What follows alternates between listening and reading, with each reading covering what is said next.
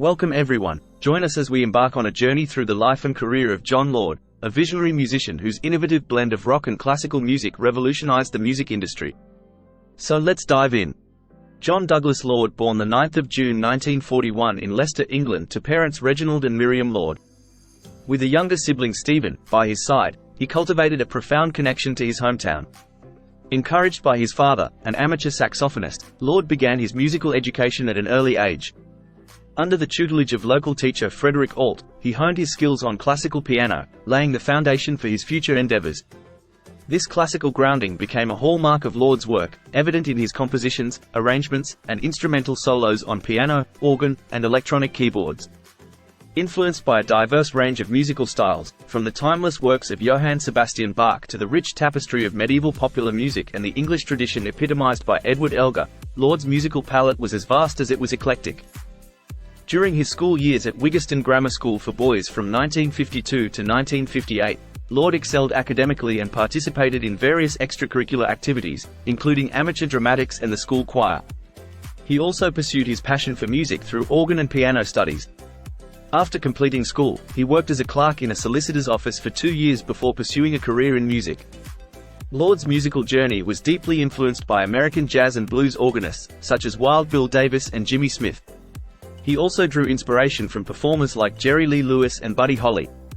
The jazz-blues organ style and the Hammond-Leslie speaker system left a lasting impression on Lord, shaping his distinctive musical style. Additionally, he found inspiration in the organ-based progressive rock of bands like Vanilla Fudge and received personal direction from British organ pioneer Graham Bond. Lord's journey led him to London in 1959 to 1960, where he initially pursued an acting career.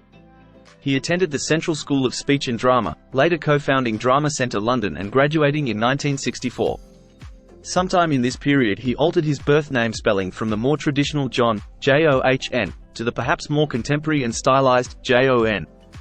Alongside his acting pursuits, which included the British TV series, Emergency Ward 10, Lord continued to play piano and organ in nightclubs and as a session musician for extra money. His band career began in 1960 with the Bill Ashton Combo, a jazz ensemble, before joining Red Blood's Bluesicians, which featured singer Arthur Art Wood. In 1967, the band rebranded as the St. Valentine's Day Massacre, capitalizing on the gangster trend inspired by the film Bonnie and Clyde. Following this stint, Lord formed the blues-influenced Santa Barbara Machine Head, featuring Ronnie Wood. Their keyboard-driven instrumentals offered a glimpse into the future style of Deep Purple. Subsequently, Lord briefly filled in for keyboardist Billy Day in the Flower Pot Men, where he crossed paths with bassist Nick Simper. Although they toured to promote the hit single, Let's Go to San Francisco, Lord and Simper didn't record with the band. In early 1967, Lord crossed paths with businessman Tony Edwards, seeking to invest in the music industry. Introduced through Lord's roommate, Chris Curtis of The Searchers, Edwards, along with partners Ron Hyre and John Coletta, formed HEC Enterprises.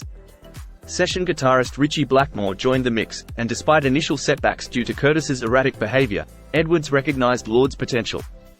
Impressed by Lord's sensibility, Edwards proposed forming a band, leading to the recruitment of Rod Evans from The Maze as the vocalist, alongside drummer Ian Pace. In March 1968, the Mark I lineup of Deep Purple was born, comprising Lord, Simper, Blackmore, Pace, and Evans, initially dubbed Roundabout before settling on their iconic name.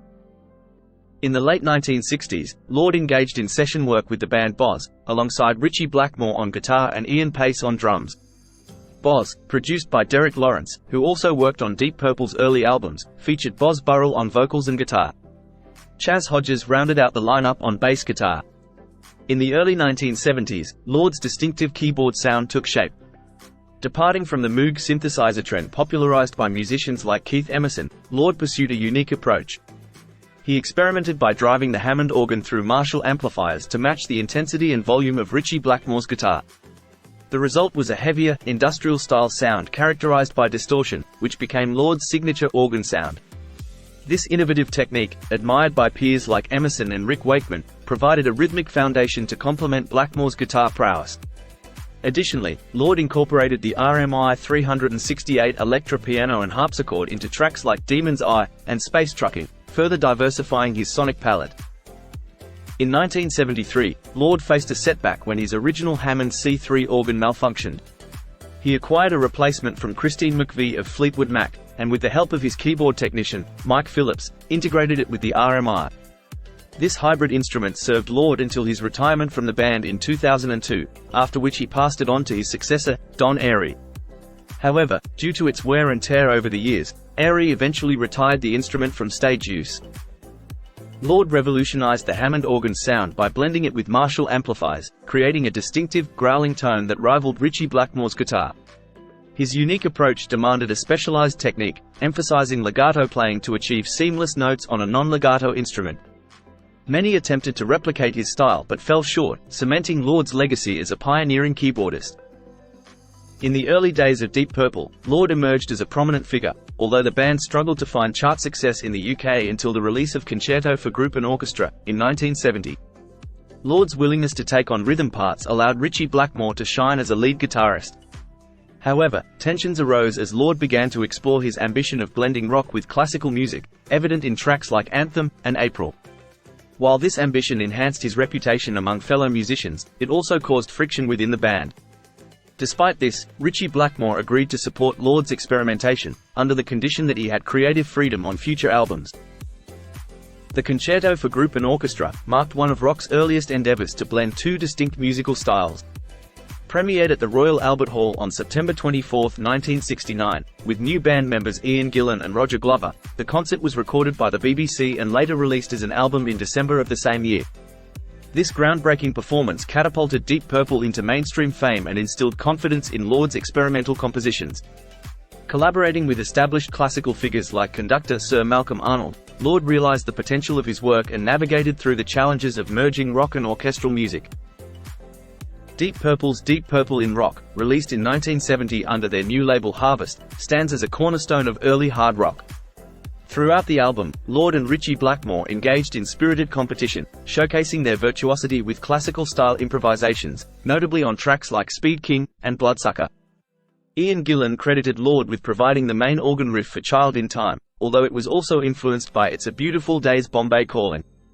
Lord's experimental solo on Hard Loving Man, featuring a police siren interpolation, remains a highlight among his Deep Purple studio performances. Between 1971 and 1975, Deep Purple released 6 studio albums, showcasing Lord's musical prowess. Highlights from this period include the iconic Machine Head album in 1972, featuring Lord's rhythmic foundations on tracks like Smoke on the Water and Space Trucking, along with standout organ solos on Highway Star, Pictures of Home, and Lazy. The live album Made in Japan, in 1972 captured the band's sonic power, while Lord's extended, effect-laden solo on Rat Bat Blue, From Who Do We Think We Are, in 1973 demonstrated his improvisational skills. His playing on the Burn album, in 1974 further solidified his reputation. Roger Glover praised Lord as a Zen Archer soloist, known for delivering his best performances on the first attempt. Despite his limited use of synthesizers on Deep Purple albums, Lord occasionally incorporated them, as seen in tracks like 8-200, from Burn and Lovechild, from Come Taste the Band. During his tenure with Deep Purple, Lord expanded his classical pursuits. After the success of the Concerto, he composed the Gemini Suite, for the BBC, which culminated in his debut solo album of the same name in 1972. Collaborating with Eberhard Schörner, Lord delved into experimentation with Windows, in 1974.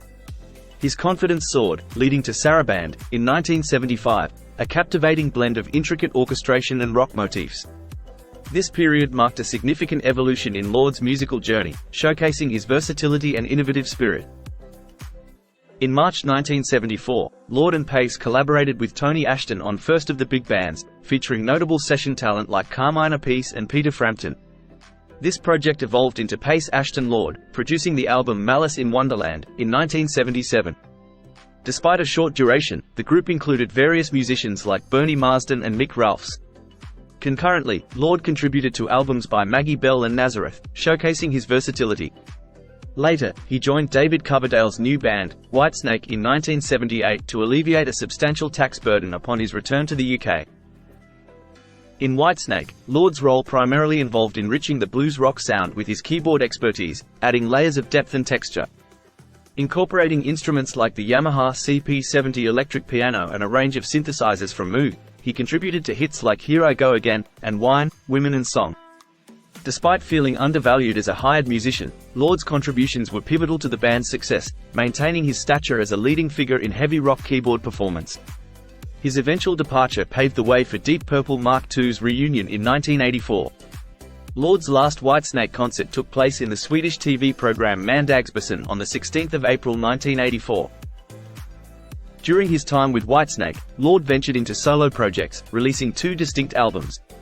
Before I Forget, in 1982 showcased a mix of mainstream rock tracks like Hollywood Rock and Roll, and classical piano ballads featuring vocalists Vicki Brown, Sam Brown, and Elmer Gantry. The album also featured instrumental pieces like Burntwood, and enlisted top British rock talent such as Simon Phillips, Cozy Powell, and Mick Rolfes. In addition to his musical endeavours, Lord ventured into composing soundtracks, notably for Central Television's 1984 series Country Diary of an Edwardian Lady.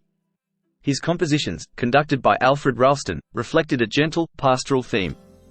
Lord's residence, Burntwood Hall in Goring-on-Thames, epitomised his stature among the UK rock elite, featuring a cricket pitch and a Challen Baby grand piano once owned by Shirley Bassey. He also collaborated with notable artists such as George Harrison, David Gilmour, and Cozy Powell, and contributed to projects like the adaptation of The Wind in the Willows, and the film White Fire, in 1984. Additionally, Lord made a cameo appearance as part of the Singing Rebels band in the film Water, in 1985, alongside Eric Clapton, George Harrison, and Ringo Starr. In the 1980s, Lord joined the Olympic Rock and Blues Circus, an all-star band led by Pete York. Featuring a rotating lineup of renowned musicians like Miller Anderson, Tony Ashton, Brian Auger, Zoot Money, Colin Hodgkinson, and Chris Farlow, the band toured primarily in Germany from 1981 to 1989.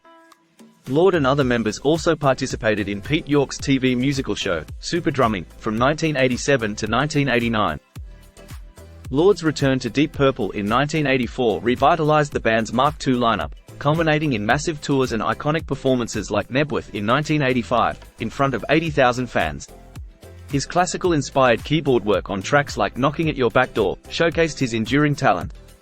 Despite subsequent album variations, Lord continued to explore new musical avenues, signaling a dynamic career shift by the late 1990s. In 1997, Lord released Pictured Within, a deeply personal album inspired by the loss of his mother in 1995.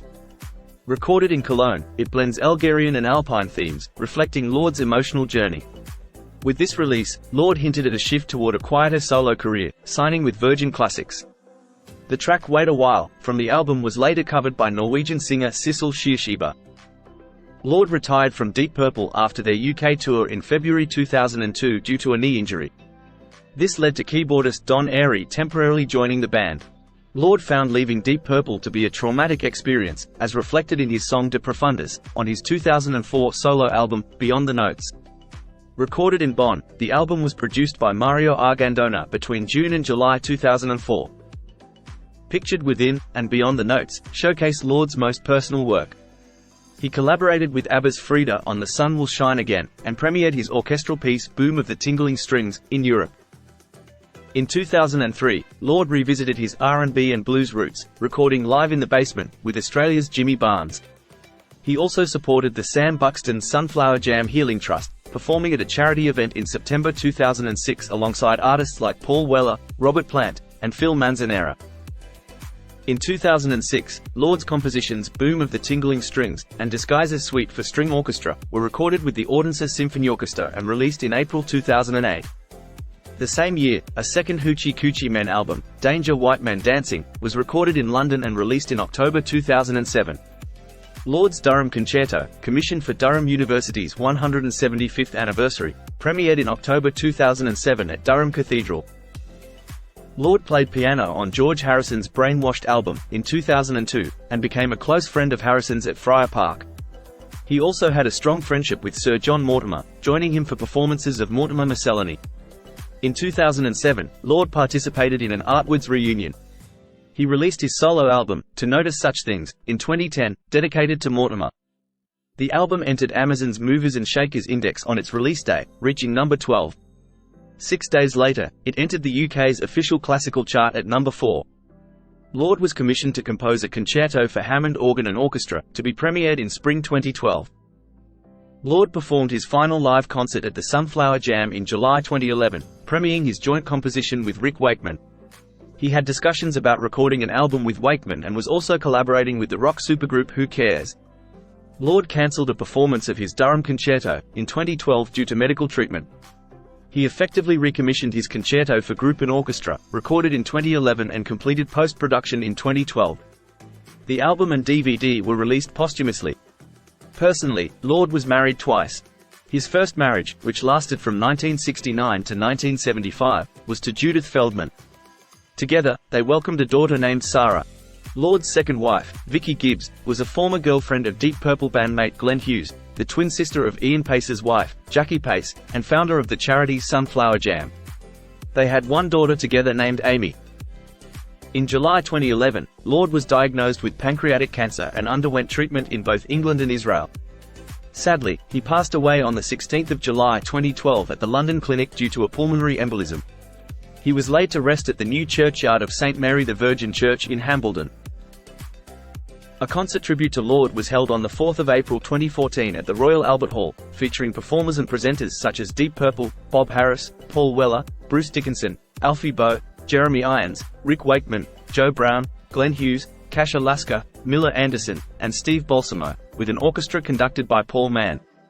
In December 2012, the Mayor of Leicester, Sir Peter Soulsby, supported the campaign to honour Lord with a blue plaque at his childhood home at 120 Averil Road, where he lived until he was 20, recognising the city's contribution to contemporary music.